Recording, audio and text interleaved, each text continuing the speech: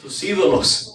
Porque muchas veces los héroes de la Biblia, tristemente lo podemos transformar como ídolos, como personas de la alta casta. Pero la Biblia no hace ninguna acepción de personas cuando tiene que ver con mostrar el pecado, la realidad espiritual de todos estos hombres y mujeres de Dios. Moisés tenía un problema espiritual. That's right. Abraham tenía un problema espiritual. Hallelujah. Hombre de fe, pero con problema espiritual. Adán tenía, obviamente, un problema espiritual. Yes. Aarón tenía un problema espiritual. Hallelujah. Esta es la realidad. David, hombre de tal corazón como el de Dios, tenía un problema espiritual.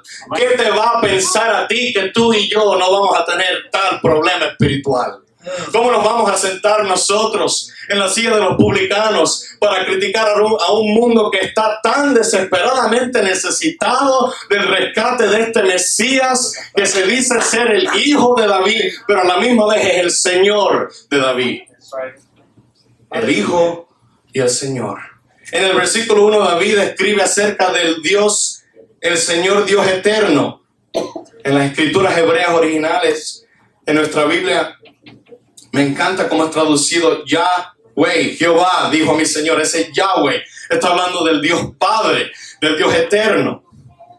Y también está hablando acerca, Jehová dijo a mi Señor. Ese Jehová es el Dios Padre, el eterno, el que no tiene principio ni fin. Y el Señor que se está hablando aquí es la palabra hebrea Adonai. La palabra Adonai tiene que ver con un señorío superior. El que no tiene límite, el que todo está por debajo de sus pies, el que tiene por la iglesia como cuerpo y él es la cabeza, el que no tiene límite, el que es alfa y omega, el principio y el fin, el que no tiene ninguna limitación impuesta por humanos, el que quieren conversar con él, pero él dice, ¿quién es el hijo y quién es el descendiente y el Señor de este David? Aleluya. Santo.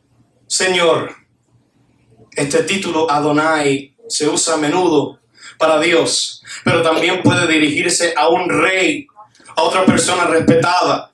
En el Nuevo Testamento deja claro que el rey David se está refiriendo a su hijo, el que también es el hijo de Dios, como su Señor.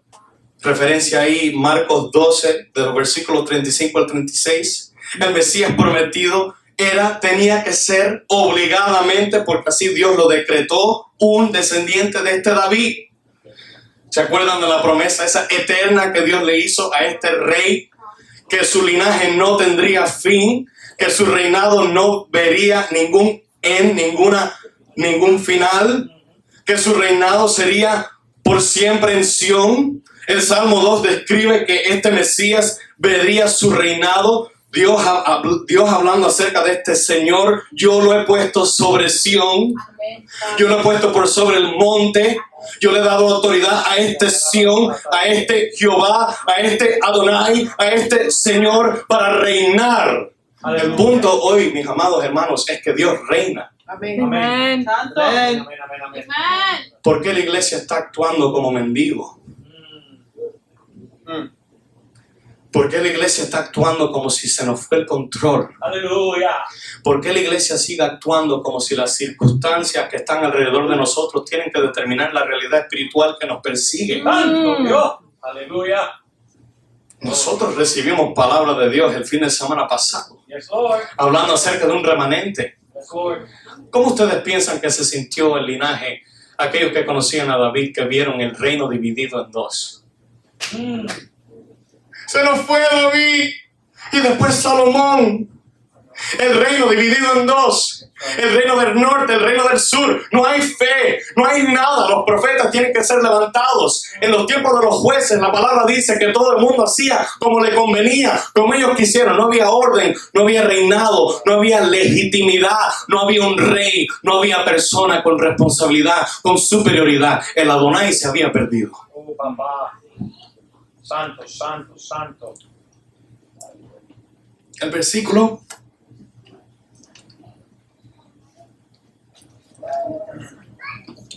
también habla acerca de alguien que está sentado a mi derecha. La posición en la cultura hebrea de lo que está puesto a la mano derecha. Habla acerca de algo que tiene tanto valor, que cuando venían, y normalmente cuando el padre hebreo bendecía a su hijo o a su simiente, normalmente ponía al hijo mayor a su derecha. Muy interesante, porque cuando el padre hebreo, por ejemplo, estaba orando por el hijo mayor, ahí hay en la Biblia registrado, hay un acontecimiento que la mano derecha, cuando ponen al hijo menor donde tiene que ir junto a la mano derecha, el padre hebreo intercambia sus manos. That's right. Hay un intercambio. Hay una exigencia que se les hace. Bendice a tu hijo mayor. That's right. Bendice a este. Muchas veces nuestra vida espiritual nos encuentra que Dios hace el evangelio es un cruce de manos. El evangelio es un cruce de manos.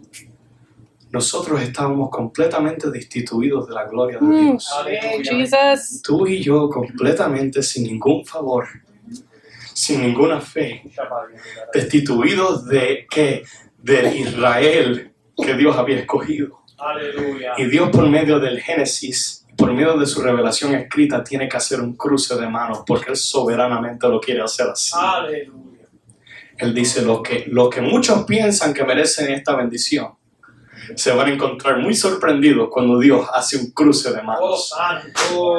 Se pensaron muchos cuando recibieron a ese Pablo, el perito arquitecto de la fe gentil.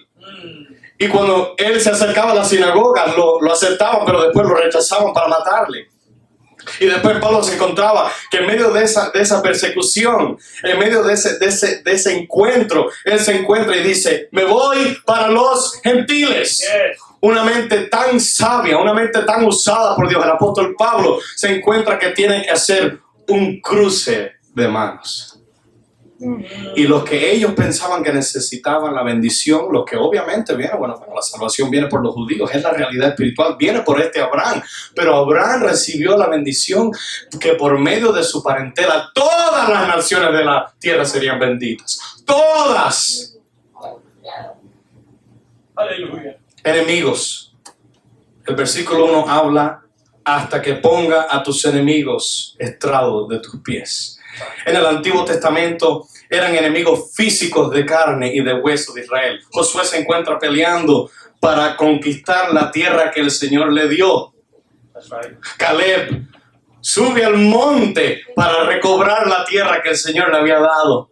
Hay muchos que pelean. Sansón peleaba contra los filisteos en el tiempo de los jueces. ¿Para qué? Para defender. ¿Se acuerdan de los valientes de David? Un hombre llamado ¿qué? Un hombre, uno de los mejores hombres de David, Abner, defendiendo un campo, defendiendo ahí los valientes de David, rodeados. ¿Quieres agua, David? Vamos a coger el agua. Y David dice, no, yo no necesito el agua. Y después dicen, ¿qué?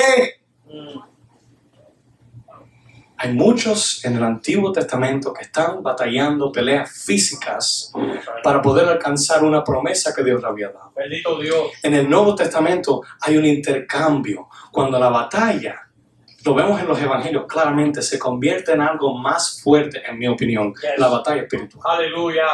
Hay una batalla espiritual y aquí en el Salmo 110 se está hablando acerca de una batalla cuando este Señor, el Adonai, se sentará, estará a la diestra del Yahweh, de Jehová, del Padre, y el Padre va a poner a todos sus enemigos por estrado de sus pies. Aleluya.